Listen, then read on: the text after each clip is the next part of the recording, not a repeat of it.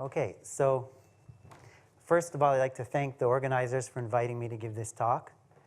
And today I'll be discussing a measurement made with just a single black hole horizon. And this is the observation of quantum Hawking radiation and its entanglement in an analog black hole.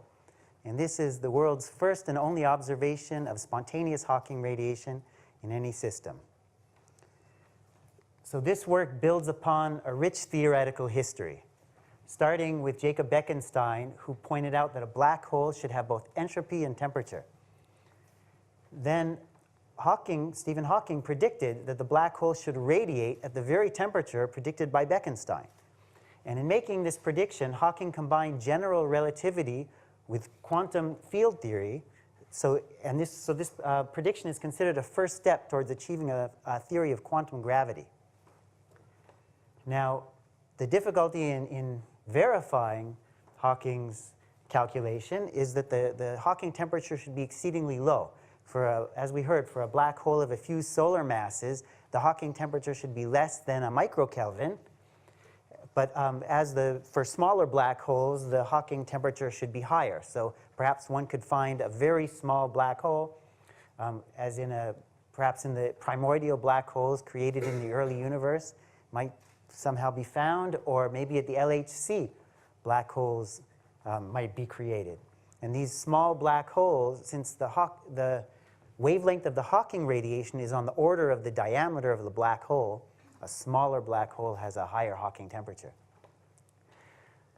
In the meantime, Bill Unruh came up with the idea of an analog black hole, where sound plays the role of light. And in his paper in 1981, Bill Unruh wrote, "Black hole evaporation is one of the most surprising discoveries of the past 10 years. So apparently his motivation for inventing the analog black hole was to check Stephen Hawking's prediction. So there have been many systems proposed as possible analog black holes.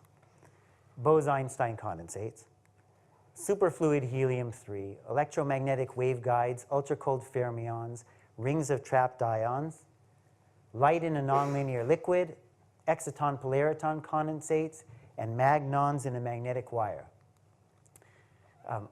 More recently, the entanglement has become of theoretical interest. Since Hawking radiation is pairs, as Ted explained in the previous talk, there's a particle which falls into the black hole and a partner which falls into the black hole, and the Hawking particle comes out of the black hole. So, and in a paper a couple years ago, a theoretical paper, I explained how one can easily measure the entanglement of the pairs, and I've implemented it here.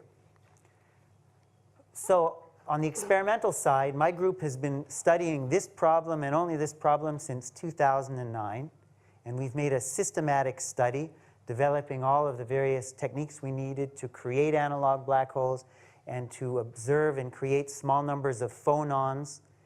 And since the Hawking radiation is phonons in this system. Other experimental areas under study are surface waves in water. This is a classical system, and usually a white hole is studied. And the fluctuations in the water can stimulate pairs, or one can send waves which stimulate pairs. Nonlinear optical fibers are an active area of study, and the search for Hawking radiation is on in these systems, as well as exciton-polariton condensates. So now I'd like to mention how these analog gravity experiments relate to the information paradox. As Stephen Hawking proposed soon after predicting Hawking radiation, he explained that there should be an information paradox. So this is a real black hole, which looks a little bit, it's supposed to be a circle. And this is the event horizon of a real black hole. And the question is, what happens to information which falls into the black hole or is used to create the black hole? The Hawking radiation which is emitted should be random, and so it shouldn't have any information. So that's the information paradox. So there are many possible solutions to the information paradox that one can find in the literature. And one possible solution which one can find is that the outgoing Hawking radiation is entangled. Here's the Hawking radiation emitted at earlier times, and here's at later times. The entanglement between these two Hawking particles can contain the information. And this entanglement would be due to some effect of quantum gravity. So this solution to the information paradox has a difficulty, because the Hawking particle is already entangled with the partner particle inside the black hole. So this entanglement leaves very little entanglement left over for this entanglement coming out. And this is the very entanglement that we see, that I'll be discussing today.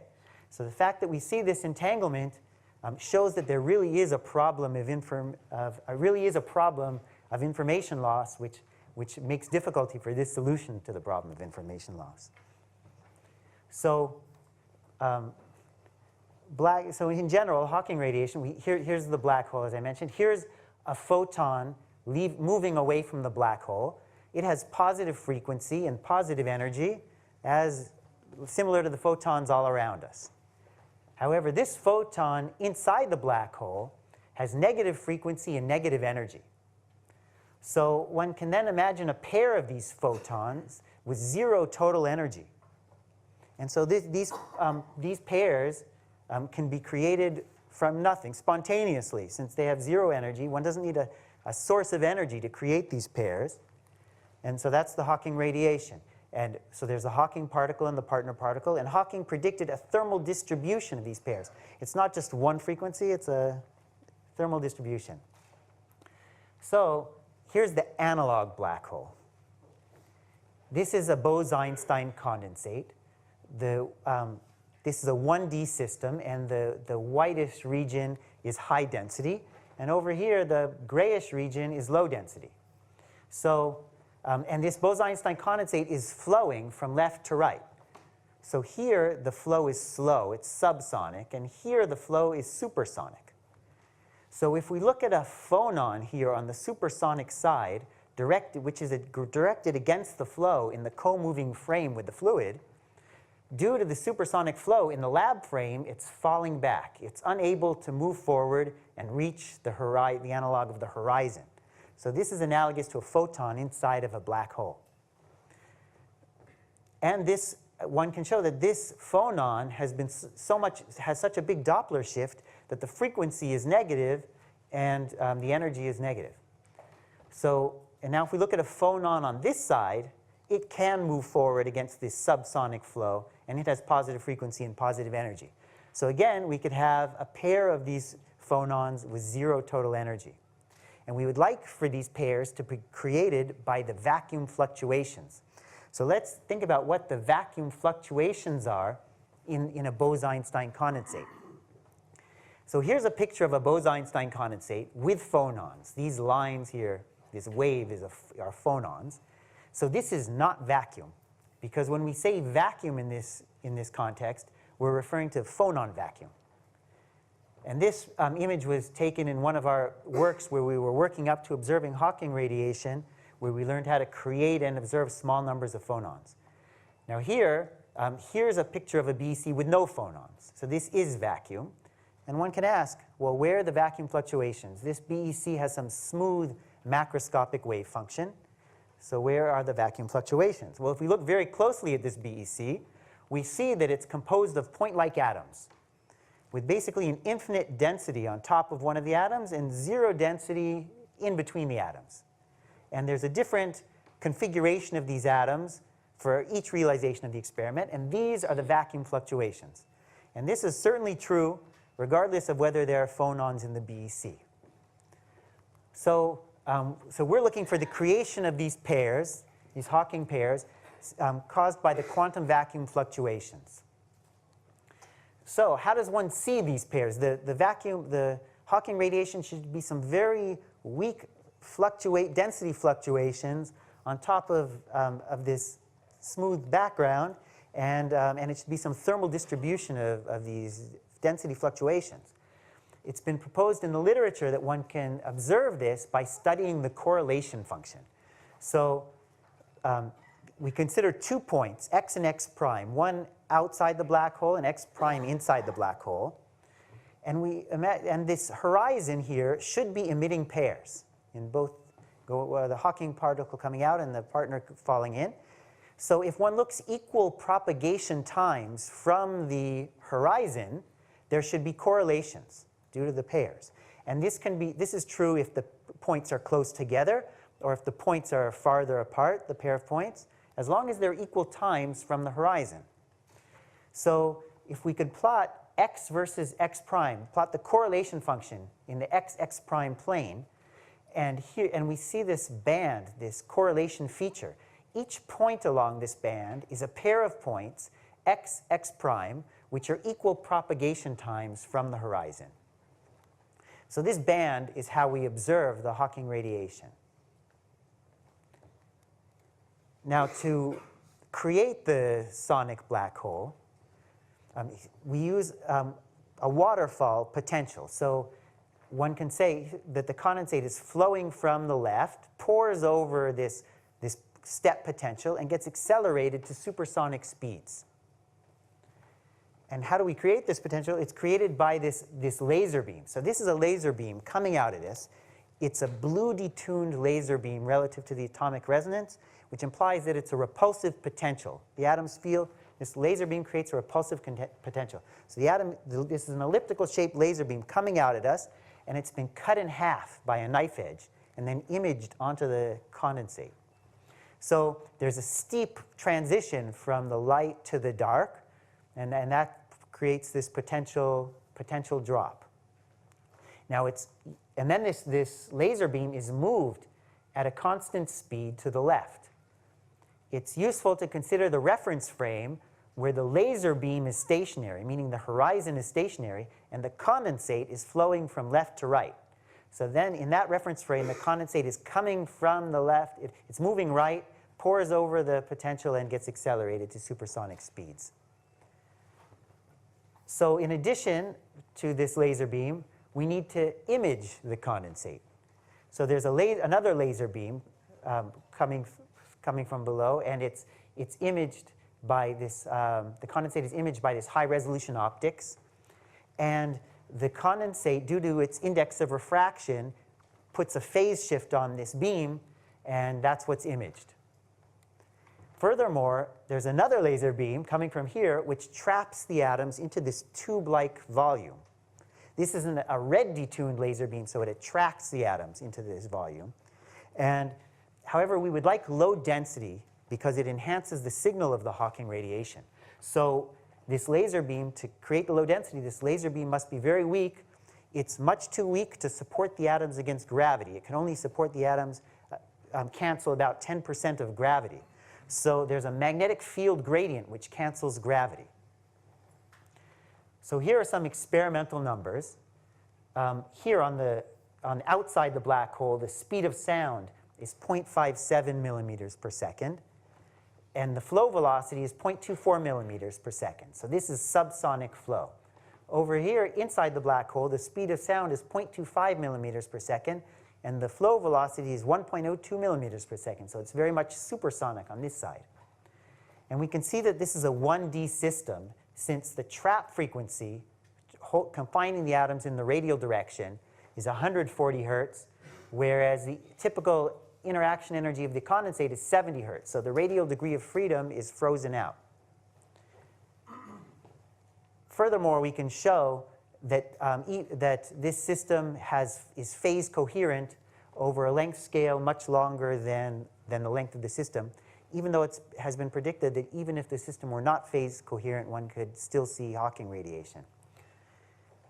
Now, this is an integrated profile of this density profile. Of the density. What we're seeing here is the density integrated in one dimension to make this two-dimensional plot. So here is an integrated profile, and this blue region is where we're going to see the Hawking radiation, and the red region is where we'll see the partner particles of the Hawking radiation. And so if we zoom in on this horizon region, it looks like this, and we can see the width is a few healing lengths. The healing length is sort of the minimum length scale of the condensate, maybe similar to like a Planck length scale, you could say. So it's a few healing lengths in width, the the horizon region, implying that it's basically a hydrodynamic flow. Furthermore, it agrees with the green line. The shape is approximately in rough agreement with the green line, and this is the theoretically predicted shape, which is referred to as half a gray soliton in the language of Bose-Einstein condensates. So we're going to consider actually two different types of experiments. In the main experiment, the Hawking radiation experiment, we move the horizon, the potential creating the horizon, at a constant speed. And this is as I described earlier. But we'll also look at a preliminary experiment where, in addition to the horizon moving, it's caused to oscillate. So here, as a function of time, there's this constant motion plus this oscillation indicated by the green line. So the horizon oscillates, and the horizon acts like a sort of a piston, creating waves traveling out of the black hole and into the black hole. And so by looking at these outgoing waves, we can see what the outgoing waves of the system are and see what waves would we expect, outgoing waves would we expect in our Hawking radiation. So first, let's look at this preliminary experiment. So here's the correlation function in this preliminary experiment where we choose a certain frequency and cause the horizon to oscillate. And you could see in this quadrant, this is the quadrant which is correlations between inside and outside the black hole. You could see this wave pattern. So these are just the correlations between the positive energy waves outside the black hole and the negative energy waves inside the black hole. And by taking the Fourier transform, just looking at the wavelength of this picture, we can get K, we can get the wave number, and trace out the dispersion relation, apply different frequencies, and measure the resulting wave number. So here's the dispersion relation outside the black hole. These waves are moving, since the group velocity is negative here, it's sloping down to the left, it implies that the wave is moving to the left, so it's moving out of the black hole. Here, inside the black hole, here's the dispersion relation. These filled circles are the negative energy modes, and they have a dispersion relation implying that they're moving to the right, so they're trapped inside the black hole. However, we see due to the nonlinear dispersion relation of the Bose-Einstein condensate, this curve rolls over, so there's some maximum K and maximum frequency which is trapped inside the black hole. These waves over here are not trapped. They can move towards the horizon. So there's some maximum K which we expect in this Hawking radiation, and this maximum K which we observe in the preliminary experiment closely matches the maximum K which we'll see in the spontaneous Hawking radiation. Another thing which we can see is study the rate at which these phonons are created, at which the waves are created for each frequency, because it's the same horizon here producing the waves regardless of whether it's in this stimulated experiment or in the spontaneous Hawking experiment. So there should be some similarity in the frequency response that the horizon has, what wavelengths it can produce and which frequencies. So these filled circles shows as a function of frequency the rate at which the waves are produced in the preliminary experiment, and the dashed curve is what one would predict given the measured Hawking temperature that we're going to see in the spontaneous experiment. And so within an overall constant, the two curves agree well. Another thing which we could look at is the angle of this feature. The angle of this feature in the x prime plane. It gives the ratio of the phase velocities inside and outside the black hole. And the angle of this feature also agrees well with the angle seen in the Hawking radiation experiment. So now, let's move on to the main experiment, the Hawking radiation experiment, where we no longer cause the horizon to oscillate. We just move the potential at a constant speed. And we get this correlation function. And so we can see this band starting at the horizon and traveling out. These are the correlations between Hawking and partner particles. So this is the observation of the Hawking radiation. And this correlation function was obtained by an ensemble of 4,600 repetitions of the experiment corresponding to 6 days of continuous measurement.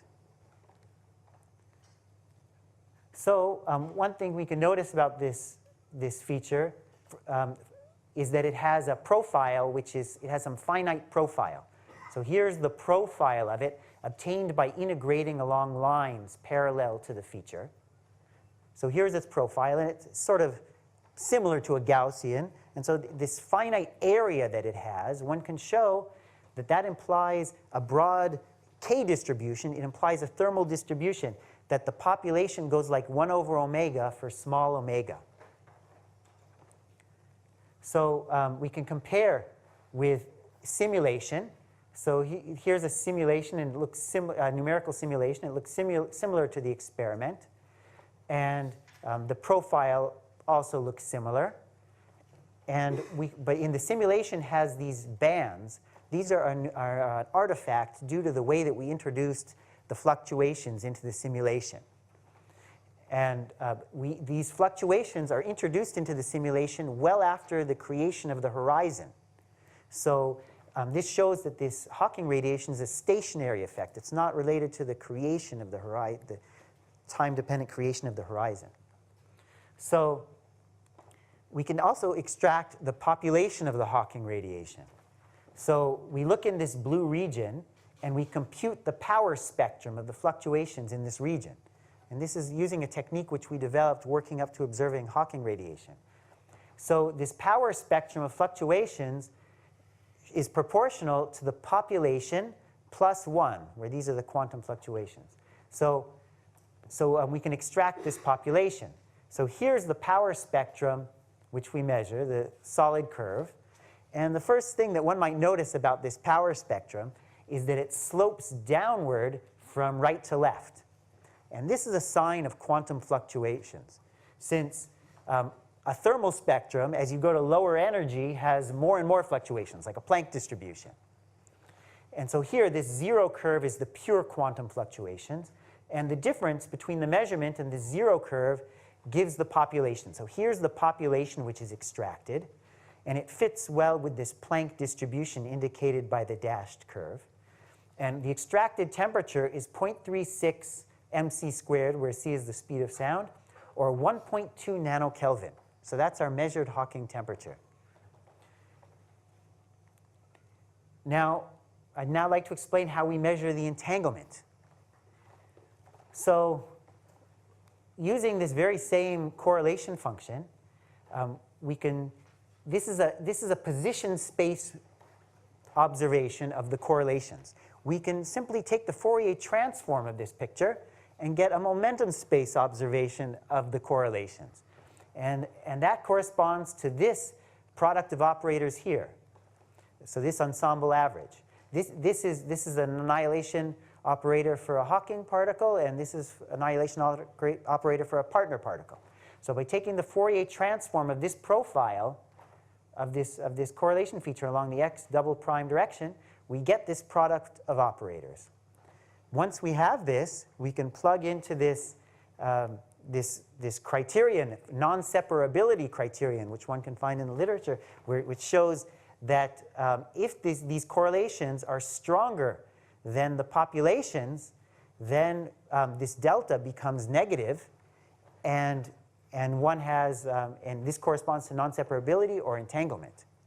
So in other words, if the correlations are strong enough, seen here, then that implies entanglement. So in deriving this expression, an approximation has been made. We've neglected these three terms in order to get this term. These three terms are all correlations between different k's. For example, a positive k and a negative k.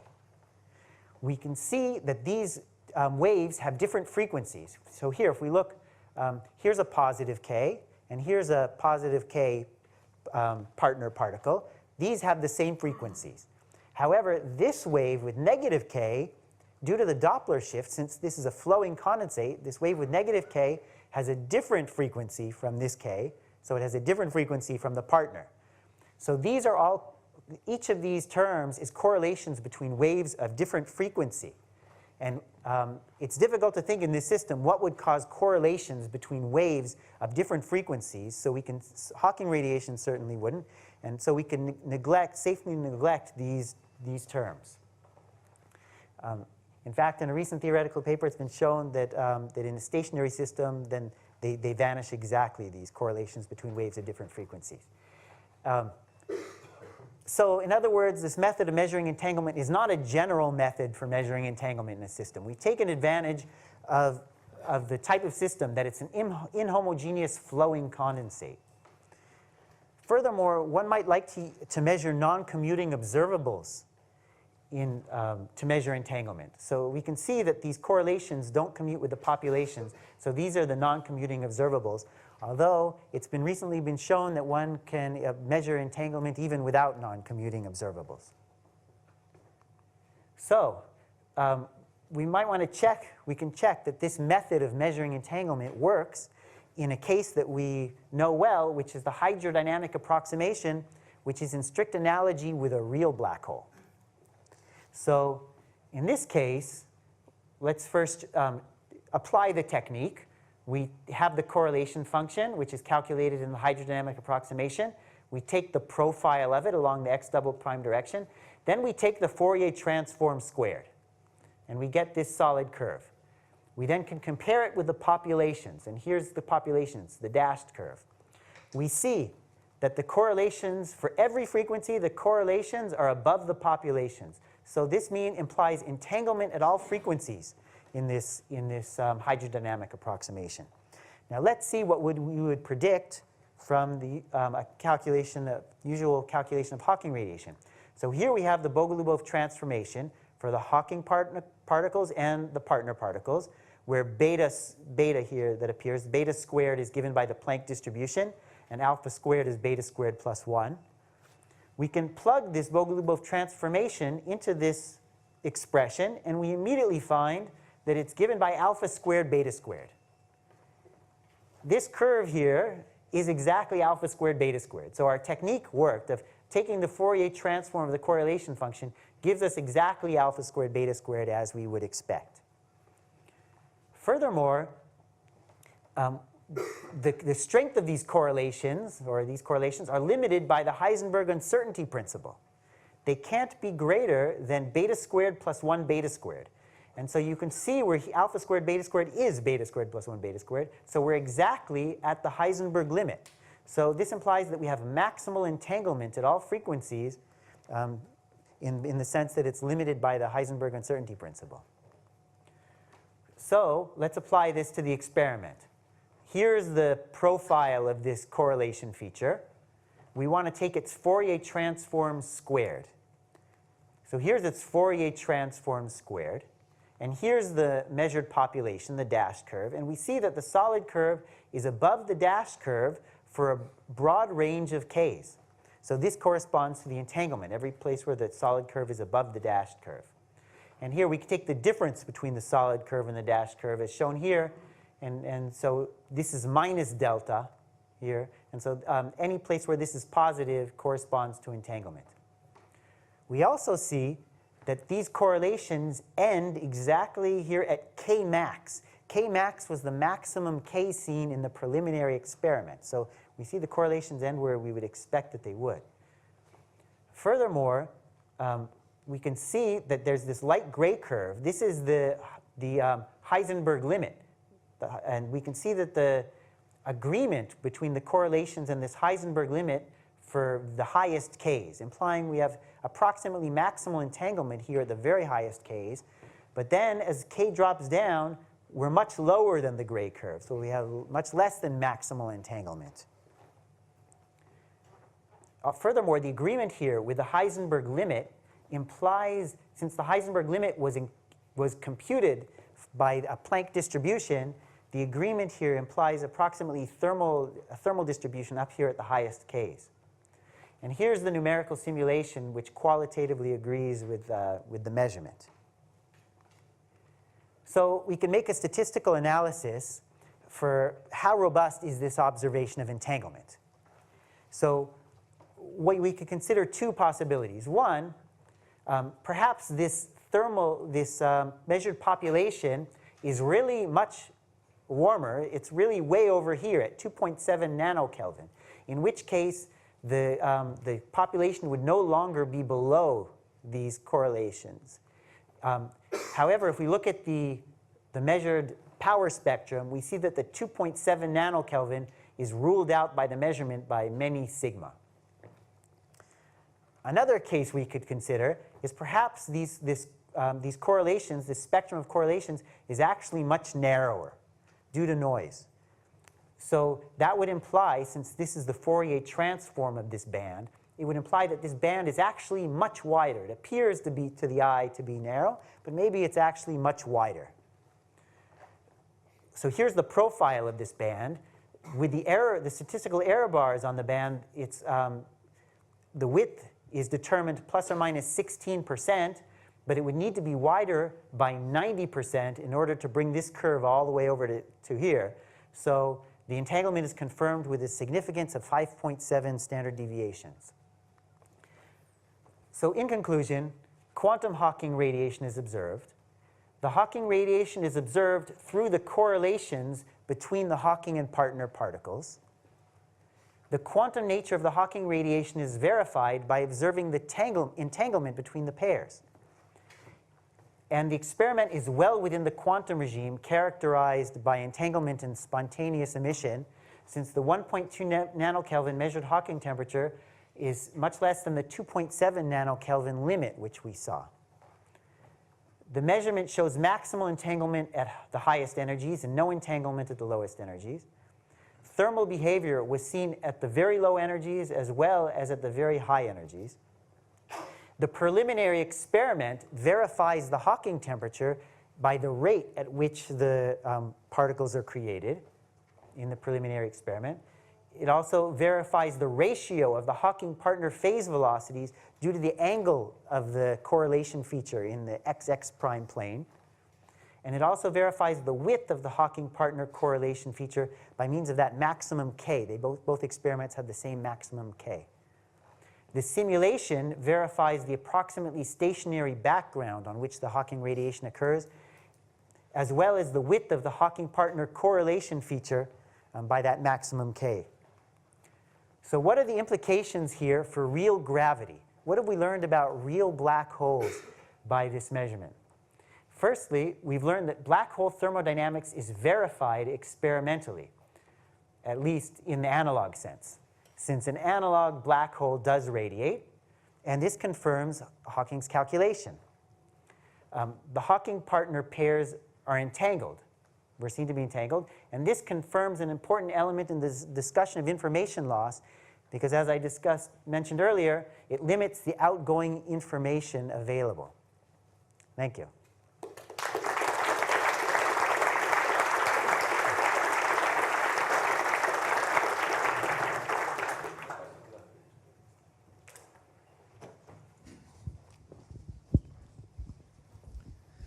I'm sure you've been asked this question before, but how do you know in the case where you're looking for the spontaneous emission and you're moving the horizon along, that it isn't, you know, weakly fluctuating a bit like what you were doing in the stimulated emission case? How do you know that you're driving it sufficiently smoothly that you're not actually stimulating emission?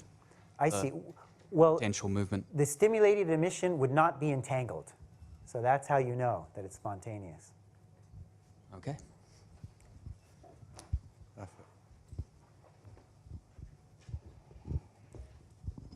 Hi, thanks for the talk. I don't want to take anything away from the amazing experiment, and it's a real tour de force. Thanks. I'd just like to say that from the point of view of somebody who's thought about information loss, thanks to Stephen, I don't understand how we can possibly hope to learn anything about that problem from this type of experiment, because the question wasn't really whether Stephen made a mistake in his calculation.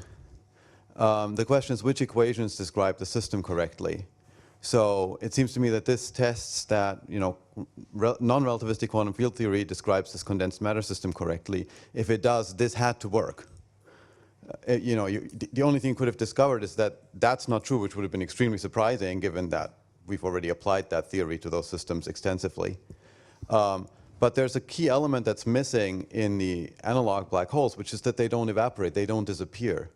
The information loss problem is so severe because we're at the end left with no black hole at all and just the Hawking radiation. That's as if whatever's on the downside of the waterfall somehow disappears, and the information that's there has to get over the waterfall to the other end. And there's just no analog of that question we can even ask. Yeah, this analog black hole has no information paradox itself. The only thing which we observe is the entanglement, which is often assumed in discussions of the information paradox. As I mentioned, when Bill Unruh invented the idea of an analog black hole, he said black hole evaporation is one of the most surprising discoveries of the past 10 years. So now, more than 40 years later, maybe we say, oh, of course the semi-classical calculation is correct. That was not the case 40 years ago, and it's taken this long in order to make the verification.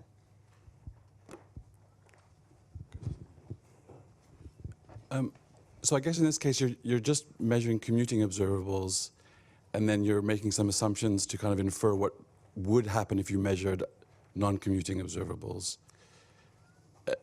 And then you said something like, but it can be shown that if I measure just commuting observables, I can still show that there's entanglement. Yes. If I'm only measuring commuting things, then for all I know, someone has come and measured my system beforehand, and there's no entanglement whatsoever. So how, I guess, in the case that you're presented now, how sure are you that you can infer correctly what you would measure if you measured the non-commuting observables? And then maybe you could explain the other statement you made, which to me was quite puzzling. Yes, okay.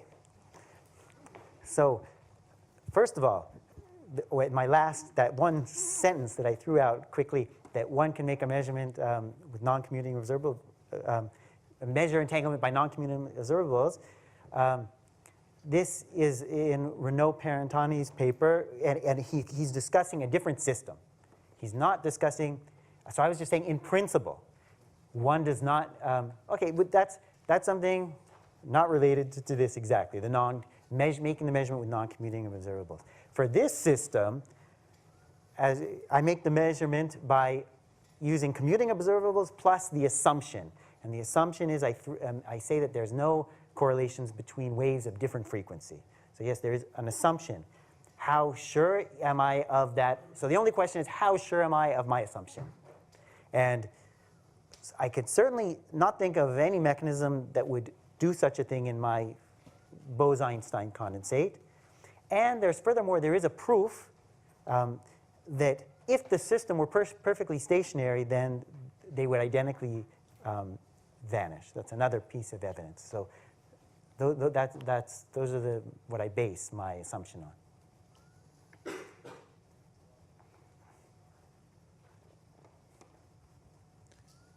If there are no further questions, let's thank the speaker again. We want to give